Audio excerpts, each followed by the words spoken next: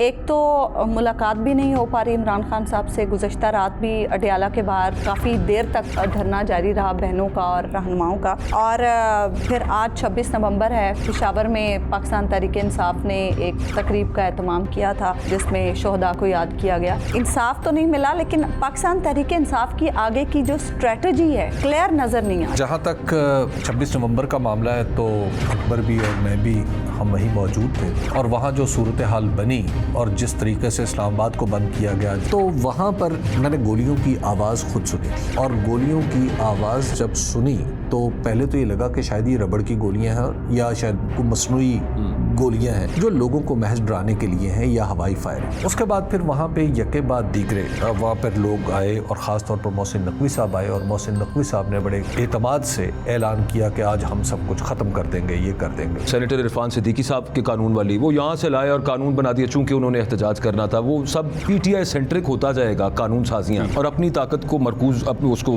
زیادہ کنسولیڈیٹ کرنے کے لیے ہوتا جائے گا. when rules of the game will be over, historically speaking the societies in which the rules of game have been made over, اللہ نہ کرے پاکستان میں وہ صورتحال ہو, لیکن کسی کو احساس صرف ابھی تک نہیں ہو رہا. السلام علیکم, آپ تھرڈ امپائر دیکھ رہے ہیں. آج 26 نومبر ہے, ایک سال پورا ہو گیا اس واقعے کو جو اسلام آباد میں ہوا تھا جہاں پر گولی چلی تھی.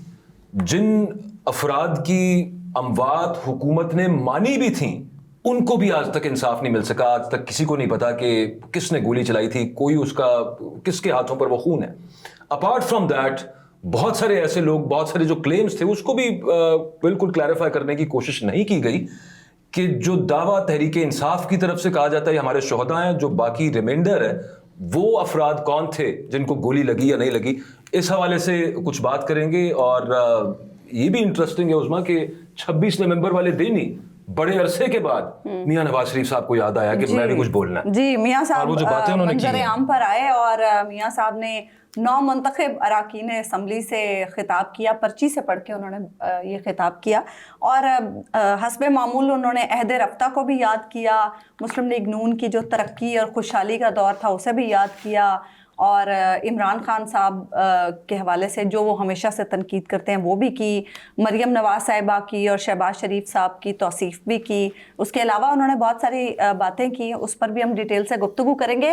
اور کامران تیسوری صاحب کے استعفے کا معاملہ بھی اس وقت چل رہا ہے کہ ان سے استعفیٰ مانگا جا رہا ہے. یہ کیا سٹوری ہے, اس کے بارے میں حبیب صاحب کے پاس بڑی دلچسپ انفارمیشن ہے, اس پہ ہم بات کریں گے. لیکن پہلے ہم 26 نومبر کے حوالے سے بات کر لیتے ہیں. حبیب صاحب, ایک تو ملاقات بھی نہیں ہو پا رہی عمران خان صاحب سے. گزشتہ رات بھی اڈیالہ کے باہر کافی دیر تک دھرنا جاری رہا بہنوں کا اور رہنماؤں کا. اور پھر آج 26 نومبر ہے, پشاور میں پاکستان تحریک انصاف نے ایک تقریب کا اہتمام کیا تھا جس میں شہداء کو یاد کیا گیا. انصاف تو نہیں ملا, لیکن پاکستان تحریک انصاف کی آگے کی جو اسٹریٹجی ہے وہ ہمیں کچھ کلیئر نظر نہیں آ رہی. دیکھیے, جہاں تک 26 نومبر کا معاملہ ہے تو اکبر بھی اور میں بھی ہم وہیں موجود تھے, اور وہاں جو صورتحال بنی اور جس طریقے سے اسلام آباد کو بند کیا گیا, جس طرح اس پورے کا پورا خیبر پختونخوا سے آنے والی سڑکیں تو کھلی تھی, لیکن اس کے ساتھ جو جس طرح موٹر وے بند تھے, پنجاب پورا بند تھا, تو وہ چیزیں ابھی بھی سب کو یاد ہیں. اس دن ہم بھی وہاں گئے تھے, اور وہاں پہ جب میں اس سڑک پہ جو جناح ایونیو ہے اسلام آباد کی, اس پہ میں بھی پھر رہا تھا ظاہر ہے دیکھنے کے لیے کہ لوگ کیسے آ رہے ہیں اور کتنے آ رہے ہیں. تو وہاں پر میں نے گولیوں کی آواز خود سنی تھی, اور گولیوں کی آواز جب سنی تو پہلے تو یہ لگا کہ شاید یہ ربڑ کی گولیاں ہیں یا شاید کوئی مصنوعی گولیاں ہیں جو لوگوں کو محض ڈرانے کے لیے ہیں, یا ہوائی فائر ہے. جب میں وہاں موجود تھا تو یہ ابھی مغرب سے پہلے کا وقت تھا کہ ایک آدمی زخمی حالت میں, اس کو اٹھا کے موٹر سائیکل پہ ڈالا گیا کسی, کیونکہ وہاں پر گاڑیاں تو نہیں کھڑی تھیں, تو موٹر سائیکل پہ ڈال کے اس کو لے جایا گیا. اس کے بعد پھر وہاں پہ یکے بعد دیگرے وہاں پر لوگ آئے, اور خاص طور پر محسن نقوی صاحب آئے, اور محسن نقوی صاحب نے بڑے اعتماد سے اعلان کیا کہ آج ہم سب کچھ ختم کر دیں گے, یہ کر دیں گے, مطلب سب کچھ ہم. اچھا, کسی کے وہم و گمان میں نہیں تھا کہ گولیاں چلیں گی, یعنی لائیو فائر ہوگا. اور لوگ دیکھیے, جو احتجاجی تحریک ہے اس میں تو ایک شخص کو بھی کچھ نہیں ہونا چاہیے نا. ایک جمہوری تحریک ہے, آپ اس میں ایک شخص سے بھی کی بھی جان کیوں جائے. یہ کوئی گوریلا وارفیئر تو نہیں ہو رہی نا.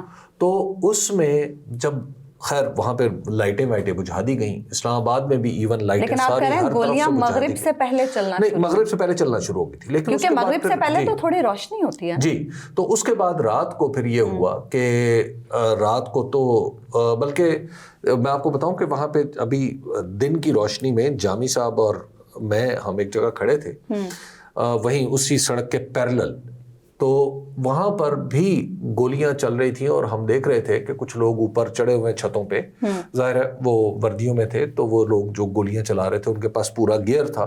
یہ تو دور سے نہیں اندازہ ہو سکتا تھا کیونکہ جھٹپٹے کا ٹائم ہو رہا تھا کہ وہ کون سے لوگ ہیں, انہوں نے کون سی وردیاں پہنی ہوئی ہیں, آرگیوبلی پولیس ہوگی یا کوئی اور ہوگا. خیر تو وہ جب گولیاں چلیں تو گولیاں چلنے کے بعد پھر جس طرح تتر بتر ہوئے اور اسلام آباد کی کافی بڑے علاقے کی لائٹس بند کر دی گئی. اور یہ پاکستان تحریک انصاف کے کو یعنی شاید اس دن یہ سبق سکھانا مقصود تھا کہ آئندہ تم اسلام آباد کی طرف منہ نہ کرنا, یا تم کوئی احتجاجی تحریک چلانے کی کوشش نہ کرنا, یا کچھ اور ایک اس طرح کا معاملہ نہ کرنا. اس سے پہلے پھر آپ کو یہ بھی بتا دوں کہ عرفان صدیقی صاحب مرحوم, انہوں نے ایک باقاعدہ اس سے کچھ دن پہلے جب یہ اعلان ہو چکا تھا تو انہوں نے سینٹ میں ایک پہلے قانون پیش کیا جس کو تیزی سے منظور کیا گیا کہ اسلام آباد کے اندر احتجاج ہی نہیں ہو سکتا.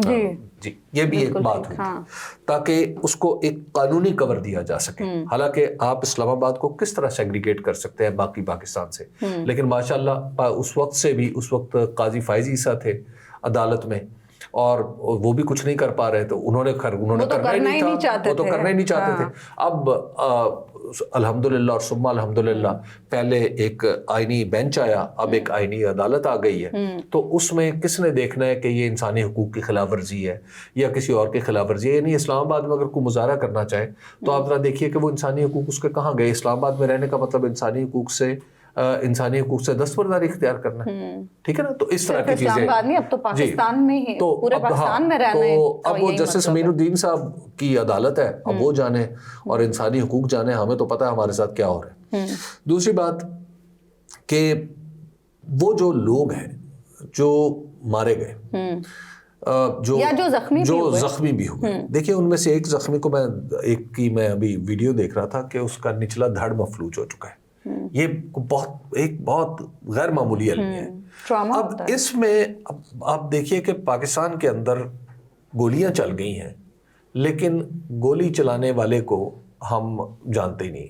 یعنی اس کی وجہ جاننے سے مراد یہ کہ احتساب کوئی ہوتا کہ آخر کیوں گولی چلائی گئی, پولیس نے چلائی ہے, پیراملٹری نے چلائی ہے, ضرورت تھی کہ گولیاں چلانے کی ضرورت نوبت آ گئی, کیا آگے سے کوئی فائر ہو رہا تھا, کیا ہو رہا تھا. تو اب تو پاکستان کے اندر یہ آپ یوں کہیے کہ یہ تو باب ہی بند کر دیا گیا. بات کرنا ہی ابھی صاحب اس پہ تو مشکل ہے. مطیع اللہ جان کے ساتھ جو ہوا ہم نے دیکھا, انہوں نے رپورٹ ہی کیا تھا نا اس بارے میں, پھر ان کے ساتھ جو ہوا وہ ہم سب نے دیکھا. تو اب ظاہر ہے اس کے اوپر تو کوئی کمیشن بننا چاہیے, لیکن بہرحال پھر اس کے بعد مرید کے والا واقعہ ہو گیا. اب تو گولیاں چلانا ایسے لگتا ہے کہ جیسے کوئی ایک نیو نارمل ہے. اچھا یہ سر جی آپ نے جو امین الدین صاحب کی بات کی, اب ان کی عدالت ہے کانسٹیٹیوشنل کورٹ, وہ فیڈرل گورنمنٹ کورٹ کے, وہ فیڈرل کانسٹیٹیوشنل کورٹ کے وہ جو سربراہ ہیں. آج فیڈرل گورنمنٹ کورٹ بھی کوئی برا نام نہیں ہے, وہ بھی ٹھیک ہے, سے ویسے یہی نکلتا. وہ آج انہی کی عدالت کے ایک جج صاحب علی باقر نجفی صاحب, جو ماڈل ٹاؤن انسیڈنٹ, اسی طرح کا انسیڈنٹ جب نون لیگ کی گورنمنٹ تھی اور گولیاں چلی تھی, 14 لوگ مرے تھے, اس کی ماڈل ٹاؤن کی انکوائری کر رہے تھے, جے اے ٹی جو بنی تھی, جوڈیشل انکوائری جو کی تھی باقر نجفی صاحب نے کی. نور مقدم قتل کیس میں انہوں نے ایک ایڈیشنل نوٹ لکھا آج, اور انہوں نے کہا کہ ہمارے ایلیٹ کلاس میں جو لیونگ کلچر, لیونگ ریلیشن شپ کا کلچر ہے, ویسے اس کو انہوں نے لیونگ لکھ دیا. اسے کہہ رہے ہیں کہ وہ ٹائپو پھر بھی نہیں, وہ ہائفنیٹ کرنا پڑتا ہے لیو اور ان کو, وہ ٹائپو نہیں. پوائنٹ یہ ہے, ہم اس پہ پڑھ گئے, پوائنٹ یہ ہے کہ وہ جسٹیفائی کر رہے ہیں. اگر کوئی فرض کر لیں پہلے تو آپ بہتان لگا رہے ہیں کہ ایلیٹ کلاس میں اس طرح کا معاملہ رہتا ہے کہ بغیر شادی کے اکٹھے لوگ رہنا شروع ہو جاتے ہیں, اور یہ اس کی قباحت ہے جس کی وجہ سے یہ قتل ہوا, اور اتنے سفاکانہ طریقے سے. ظاہر جعفر ہی تھا نا اس کا, اس نے قتل کر دیا. بات یہ ہے کہ جسٹیفائی کر رہے ہیں آپ, اس کی توہین تلاش کر رہے ہیں, اور یہ کانسٹیٹیوشنل کورٹ کے جج ہیں. ایک تو یہ ہے کہ کانسٹیٹیوشنل کورٹ کو ابھی کیونکہ پتہ نہیں ہے نا پوری طرح کا اس کا دائرہ کار کیا ہے, اور جسٹس باقر نجفی صاحب کو یہ بات سمجھنی چاہیے کہ یہ آپ معاملہ لیو ان کلچر ہے نہیں ہے, گھر کے اندر جو بھی ہو رہا ہے یہ گھر والوں کی ذمہ داری ہے. उसमें जो जैसे रह रहे हैं उसमें अदालत बाहर ही रहे तो ज्यादा अच्छी बात है। जहां पर खुदा न खास्ता कोई हादसा कोई जुर्म हो तो वहां पे घर के अंदर घुसे, ना कि इस बुनियाद पे। ये तो शय देने वाली बात है कि आप लोगों को कि जनाब अगर कोई लोग इकट्ठे रह रहे हैं तो आप लिव इन कल्चर को, और लिव इन कल्चर क्या होता है क्या नहीं होता, और फिर आप इसकी तारीफ कैसे करेंगे।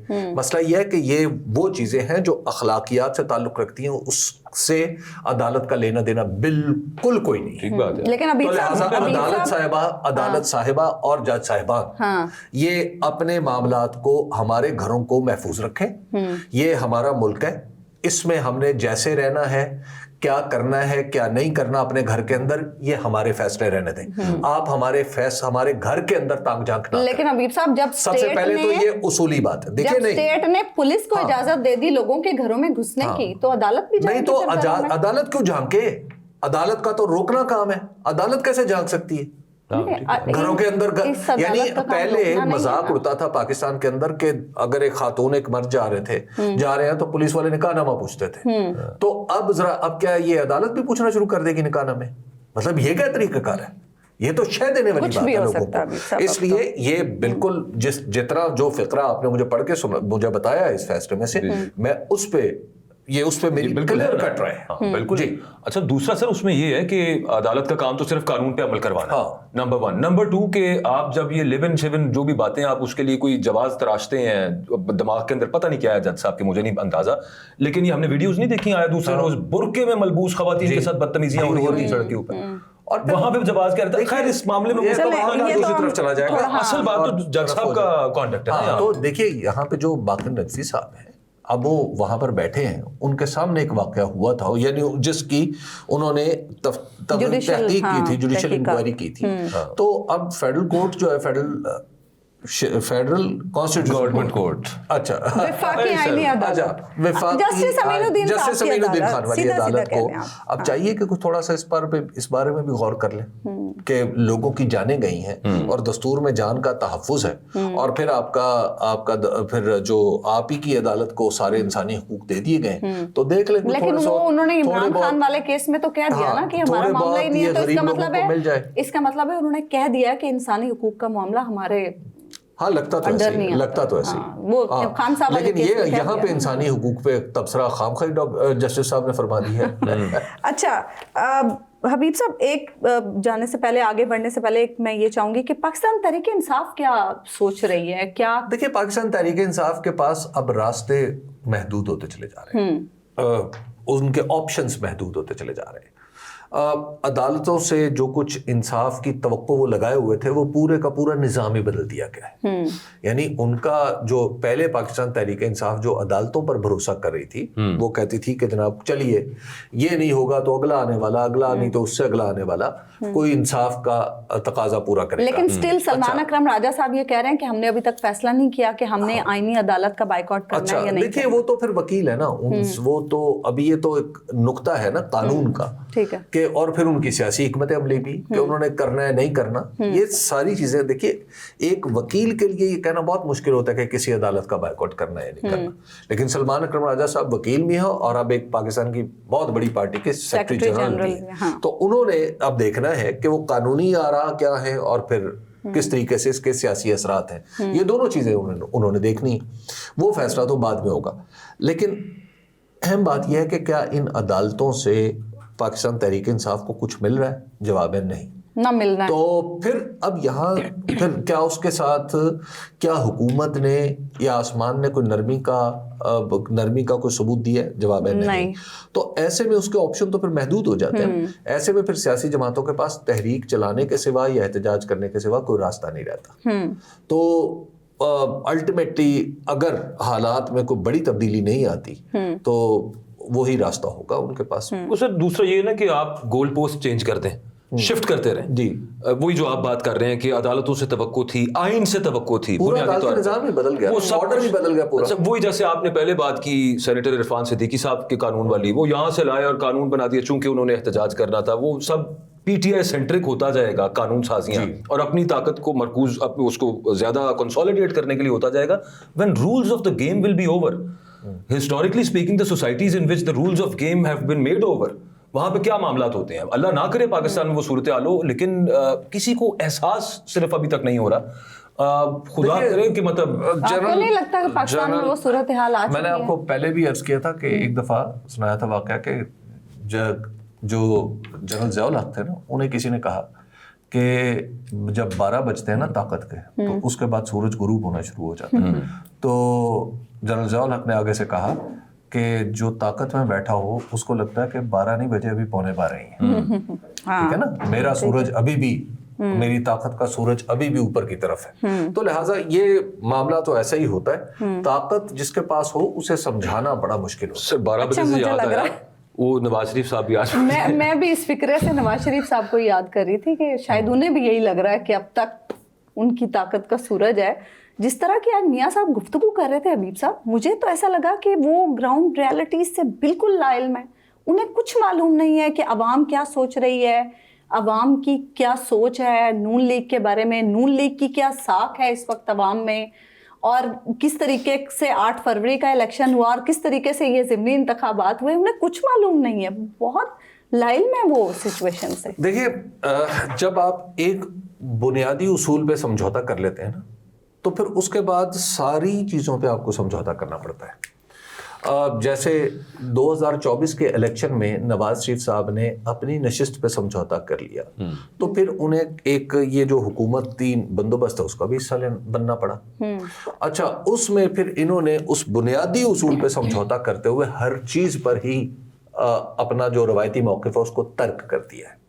اب ان کے پاس ایک ہی چیز رہ گئی ہے کہ جی ترقی, ہم تو بڑی ترقی کر رہے تھے, ہم تو یہ کر رہے تھے. حالانکہ ان کی ترقی بھی یہ تھی کہ جب حکومت گئی تھی, یعنی ان کی 2000 وہ جو دور روشن تھا ان کا 2013 سے لے کے, معاف کیجیے گا 2013 سے 18 تک, 13 سے 18 تک کے معاہدے آج آپ بھگت رہے ہیں. 13 سے 18 تک جناب نے جو کچھ کیا اور پاکستان کے اندر جو کچھ سی پیک کے نام پہ ہوا, یہ آج آپ قرضے بھگت رہے ہیں. اور ہمیشہ چین ہمارا دوست ہے, اس کو کہتے ہیں کہ جناب ذرا عید کی جان دیں. تو یہ پاکستان کو پھنسا کے گئے ہوئے, نمبر 1. نمبر 2, میں آپ آج نمبرز اٹھا کے دیکھ لیجئے. جب نواز شریف صاحب گئے اور پھر ان کے بعد شاہد خاقان عباسی صاحب آئے, شاہد خاقان عباسی صاحب نے آتی کیا کیا کہ وہ جو آرٹیفیشلی آپ نے روپے کو روکا ہوا تھا اس کو تھوڑا سا کم ہونے دیا. اور پھر اس کے بعد وہی بنیاد تھی کہ آئندہ آنے والی حکومت کو, 2018 کی حکومت کو, جی IMF کے پاس جانا پڑنا تھا. میں آپ کو یہ اس بات میں, جس طرح یہ اینک میرے ہاتھ میں, مجھے اس طرح یہ یقین اور پتہ ہے کہ اگر 2018 میں نواز شریف صاحب کی گورنمنٹ بھی آتی تو اب دوبارہ IMF کے پاس جا رہے ہوتے. کیونکہ اسحاق ڈار صاحب کی معاشی پالیسی کی اور جو اس وقت چل رہی ہے ان معاشی پالیسیوں کی خصوصیت یہ ہے کہ آپ IMF سے باہر کبھی نکل ہی نہیں سکتے. سر وہ لینڈ مائنز بھی تو لگائی نا انہوں نے جاتے جاتے, جب نواز شریف صاحب کا کیس پیناما والا ہوا, اس کے بعد معاہدے خاص طور پہ جن میں کیپیسٹی چارجز آپ نے پیمنٹس دینی ہے, وہ یہ اس کے بعد لینڈ مائنز بھی ہیں. یہ لینڈ مائنز بھی ہیں. اچھا, آپ تو کہہ رہے ہیں کہ یہ اس زمانے کے میں آپ کو بتاؤں, اس زمانے کے ایک بہت معاشی ٹیم کے بڑے اہم رکن نے مجھے بتایا تھا کہ یہ PTI والوں کو اندازہ نہیں ہے کہ جس چیز کو یہ فٹ بال سمجھ رہے ہیں, ہم نے ان کے ہاتھ میں گرنیڈ دے دی ہے معاشی طور پہ. آپ تو کہہ رہے ہیں نا کہ ہم ان کے دور کے جو فیصلے سے بھگت رہے ہیں, لیکن میاں صاحب یہ فرما رہے ہیں کہ ہم تو بڑے مجبور ہو چکے ہیں, ہم اپنے فیصلے خود نہیں کر پا رہے, ہمارے فیصلے غیروں کے ہاتھ میں ہیں اور یہ فیصلے PTI غیروں کے ہاتھ میں. دیکھیے, ایک تو یہ ہے کہ میاں صاحب واقعی اپنے فیصلے خود نہیں کر پاتے, یہ تو بات طے ہے. مطلب دیکھیے نا, اگر وہ اپنے فیصلے خود کر پاتے تو صورتحال ہی کچھ اور ہوتی. وہ تو فیصلے نظر کرم کے تابع ہیں, آسمان کی مرضی کے تابع ہیں ان کے فیصلے. اور جس چیز پہ آج میں نے پڑھ رہا تھا کہ وہ انہوں نے فرمایا کہ جناب یہ حکومتی کارکردگی ہے جس کی بنیاد پہ یہ ووٹ پڑے. تو وہ IMF کی رپورٹ کس کی کارکردگی کے بارے میں, IMF اور ورلڈ بینک کی, آپ کو پتا ہے نا وہ اکٹھی رپورٹ ہے. بیورو آف اسٹیٹسٹکس کی آ جائے کہ 21 سال کی بلند ترین سطح پہ مہنگائی سطح پہ آپ کی, اور میاں صاحب کہہ رہے ہیں پاکستان اڑان بھر چکا. پاکستان اڑان بھر. یہ نا آپریٹو پارٹ ہے ان کی سپیچ کا, یہ جو انہوں نے یوں بھی کیا ساتھ. اچھا, احمد مہربانی, اچھا روایت پوری کر رہے ہیں. اور پاکستان اڑان بھر چکا ہے. میں اس کو جو پرسیو کر رہا ہوں پولیٹیکلی, سر میاں صاحب کو بڑی اچھی طرح سے پتا ہے, وہ جو آپ کہہ رہی تھی نا, میاں صاحب کو بالکل معلوم ہے پاکستان میں کیا ہو رہا ہے. میاں صاحب کو یہ پتا ہے کہ یہاں پہ مہنگائی की का लेवल क्या है, बेरोजगारी का यहाँ पे लेवल क्या है, IMF की रिपोर्ट, वो जो वर्ल्ड बैंक IMF की रिपोर्ट है, आप ये देखिए, मैं कुछ फैक्ट्स मैंने देखे थे कि इनकम टैक्स बिजनेस क्लास का जो बिजनेसमैन है पाकिस्तान के अंदर वो 131% जंप कर गया, 220 बिलियन था वो चला गया 530 बिलियन पे। अब 58%, एसेंशियली 58% टैक्स आप एक बिजनेस से ले रहे हैं। जी, मुझे टैक्स और जो सैलरी क्लास है हुजूर जी, हमारे पास 100 रुपए में से 35 रुपए बचते हैं जी, एडसोर्स कटा के और हुकूमत को टैक्सेस पे करके। ये पता नहीं है साहब को उनकी हुकूमत की कारकर्दगी, वो मुझे ऐसे महसूस होता है सर कि वो उधर बता रहे हैं कि उड़ान भर ली हमने, तो सानू कुछ ना कहना, उड़ान भर ली हमने।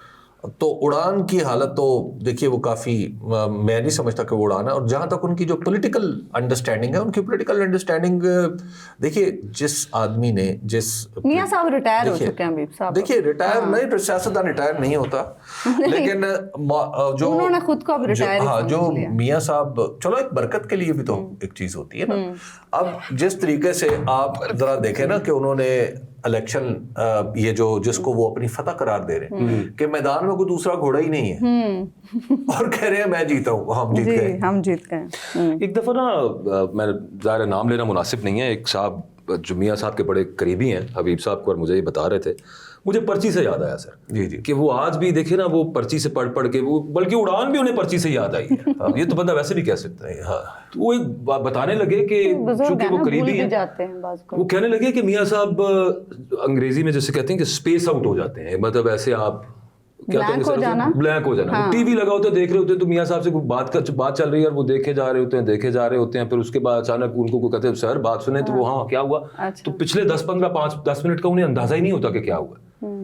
ये उनके एक बड़े करीबी साथी ने, अब नई बात नहीं है, कुछ साल पुरानी बात है। जी जी, और उससे पहले भी ये बात चलती रही है, लेकिन बहरहाल जब लंदन थे तब भी जिस तरह की सूरत है, तो शायद उनका, तो मुझे ऐसा लगता है मेमोरी का भी कुछ। शहबाज शरीफ साहब और मरियम नवाज साहिबा की कारकर्दगी को उन्होंने बड़ा अप्रिशिएट किया। उन्होंने कहा ये दोनों तो मुझसे भी आगे निकल गए, मैं समझता था कि मैंने इस मुल्क की तरक्की के लिए बड़ा काम किया। जिस तरह आन जनाब वजीर आला बने थे, बिल्कुल उसी तरह बरादर खुर्द जनाब शहबाज शरीफ और दुख्तर अजीम जो मोहतरमा मरियम नवाज हैं, वो भी बिल्कुल उसी तरीके से वजीर आला बनी, वो उस तरीके से वजीर आज़म बन गए।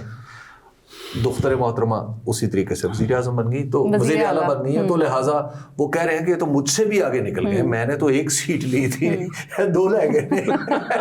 एक और मुतालबा उन्होंने हबीब साहब आज इनका मुकाबला 1985 से किया जाता है। एक और मुतालबा उन्होंने दोहराया, मैं तो शायद उस वक्त 17 से ज्यादा सीटें लेके फिर भी कंधों पे चढ़ के आया था, तो ये तो 17 पे इन्होंने क्या कारनामा हुकूमत बना लिया। अच्छा हबीब साहब, एक और मुतालबा उन्होंने दोहराया, ये आपको याद होगा गुजरांवाला के जलसे में मियां साहब का वीडियो खिताब चला था, उसमें भी उन्होंने नाम लिए थे। आज भी उन्होंने कहा है कि इमरान खान तो मुजरिम है ही, लेकिन उसको लाने वाले उससे भी बड़े मुजरिम हैं, उनका भी एहतसाब होना चाहिए। ये देखिए, ये एक ये एक मेथड से बात हो रही है। पहले आप ख्वाजा आसिफ ने की और आज ये कर रहे हैं, और इशारा जो है वो जनरल कमर जावेद बाजवा की तरफ। बुनियादी तौर पर ये कोई मामलात चल रहे हैं अंदर, 1-2 चीजें हैं जिनको दुरुस्त करने के लिए ये दबाव बढ़ाने की कोशिश की जा रही है। हालांकि नरम सी बात ही है, लेकिन इन्हें पता है कि इसके असरात जो हैं वो आसमान पर जब जाते हैं तो वो 2 चंद हो जाते हैं। ये बेसिकली दबाव डालने की कोशिश है। इतनी मतलब तैयार है नून लीग के दबाव डाल सके? नहीं, दबाव मतलब ये दबाव के डालना स्ट्रेटजी होती है ना, एक स्ट्रेटजी होती है ना, कि आपने अपना एतराज, यहाँ पॉलिटिक्स में तरीकाकार ये है कि मैंने आपसे ये मांगा, आपने मुझे ये नहीं दिया, तो मैं आपसे कोई और चीज मांगूंगा, मैं एतराज वहां पे ले जाऊंगा। अच्छा, ये सर जी मुझे इसमें यूं गुमान गुजरता है कि मुशर्रफ के तजर्बे से ये तो उनको एक्सपीरियंस पूरा हो गया हुआ है कि जो जनरल परवेज़ मुशर्रफ के खिलाफ जिस तरह से केस खोला था, फिर उसके बाद इदारे ने बहुत सारे तरीकों से जो मामला किया था, मुझे यहाँ पे लगता है कि यहाँ पे आसमान, कुव्वत नाफिजा और मियाँ साहब and PMLN, they are on the same page regarding giving a threat to general Bajwa so that he can testify against Imran Khan in some court. देखिए, पॉलिटिक्स में ना एक बात समझे, आप जब एक कदम चलते हैं ना तो फिर उसके कई नताइज पैदा होते हैं। देखिए, ये दबाव मैं इसको क्यों कह रहा हूँ, आप चाह रहे थे कि मैं बात अब खोल के करूँ। बिल्कुल सर, यही चाह। नवाज शरीफ साहब की फहरिस्त में जनरल फैज भी تو انہی لوگوں میں شامل ہیں. بالکل.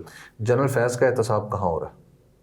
ملٹری کورٹ میں. ٹھیک ہے نا, اس کا وزن تو کسی پہ نہیں ہے نا, پولیٹیکل وزن تو نہیں کسی پہ نا آیا. جی ابھی تو نہیں ہے, ابھی تو ٹاپ سٹی والا کیس ہے نا. تو آپ قمر جاوید باجوہ صاحب کو بھی ایکچولی وہ کہہ رہے ہیں کہ ان کے ساتھ بھی یہ کام کیا جائے تاکہ پولیٹیکل گورنمنٹ اس کا فریق نہ بنے, آپ خود بنے. یہ ہے یہ ہے معاملہ.